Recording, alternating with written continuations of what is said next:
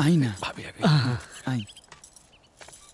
भौजी गोर लगी। जी प्रणाम। प्रणाम भौजी।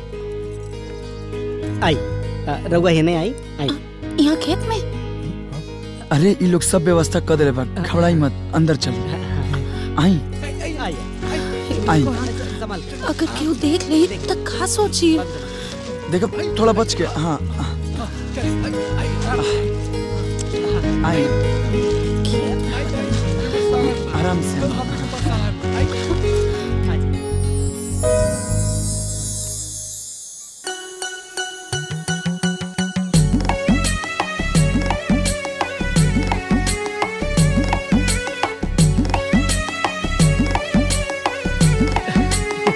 भाभी देखी पढ़ाई लिखाई के पूरा व्यवस्था कर देले बानी। बाकी पाठशाला खेत में अगर क्यों देखी तो का कही? काहे ना भौजी पाठशाला के घर में रहित ना तो ये बवाल हो जाए। तो चिंता मत करी, हमनी के बानी जा पढ़दारी में हमनी के रहते ही पगार के पत्तो ना हिल सकेला। भौजी काहे ना रुआ पढ़ाई पे ध्यान दी, अब भाई पढ़े पे ध्यान दो। हाँ इला पकड़ा। कुछ करिए मत, ठीक है ना? मतलब ये कहनी है कि पढ़ाई पे ध्यान दी है ताकि 10वीं में भी टॉप कर जा। चलो पढ़दारी। हाँ चल चल। आई बेस्ट ऑफ लक। हमनी के बाहर बानी जा ताकि कोनो देख न ले। चल संभाल के चल।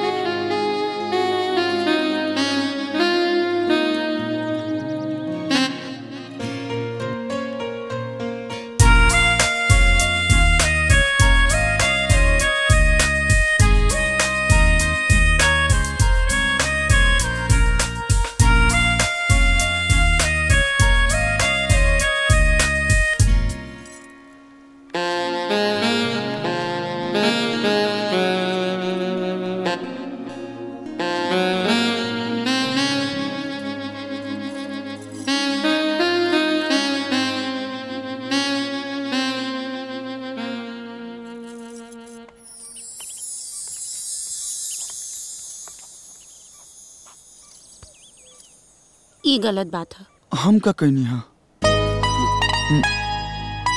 सॉरी। ठीक बा, आज खातिर हमरा लागत है इतना बहुत हो गई, अब बाकी कल पढ़ेंगे। और हाँ 10वीं के फॉर्म भरल शुरू हो गई बा, तो रउआ ध्यान से फॉर्म भर दे। जी ठीक बा।